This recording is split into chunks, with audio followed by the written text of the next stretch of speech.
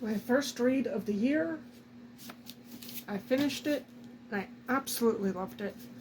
The Rise and Reign of the Mammals by Steve Brusatte. It is the sequel to The Rise and Fall of the Dinosaurs. I read this in November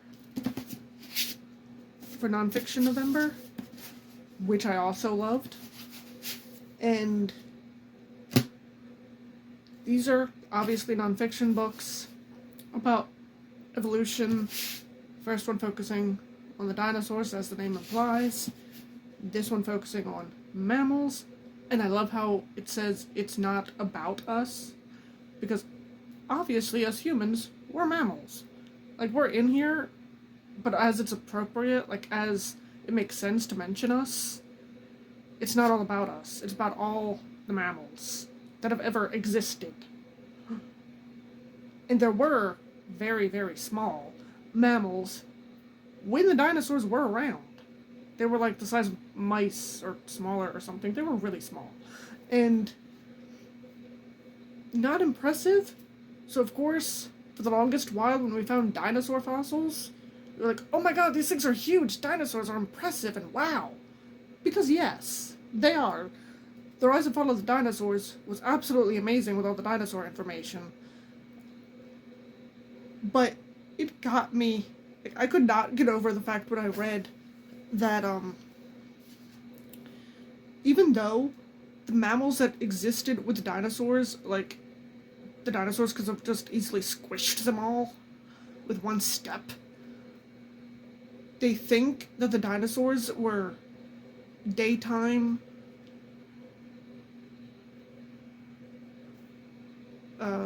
active, and the mammals were at night. There's actually evidence for the mammals being active at night, from what I remember. And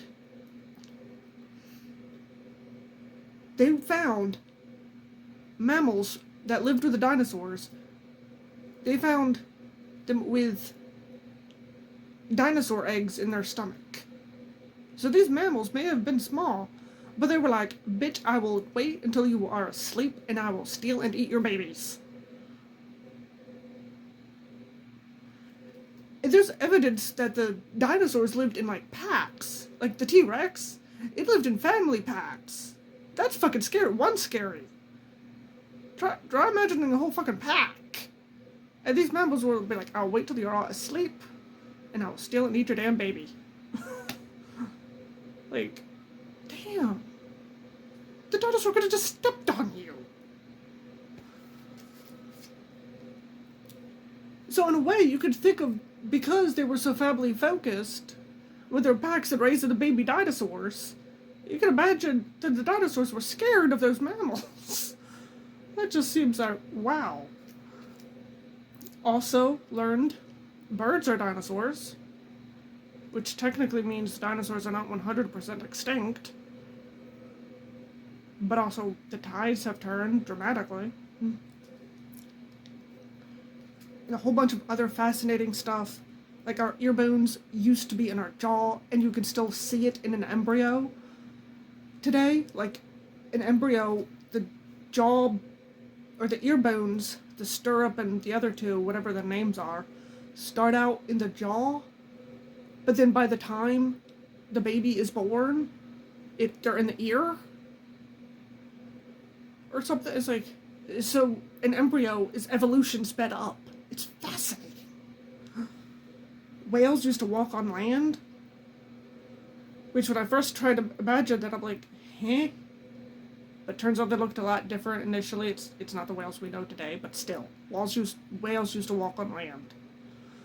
And that's just a tiny fraction of the fascinating information in these books. And they're well written and accessible. I was never bored, because something like this in the wrong hands could definitely be boring. But there's so much amazing nonfiction out there that is so accessible and fun to read, and I found this very fun and accessible. So, first read of 2023, absolutely loved.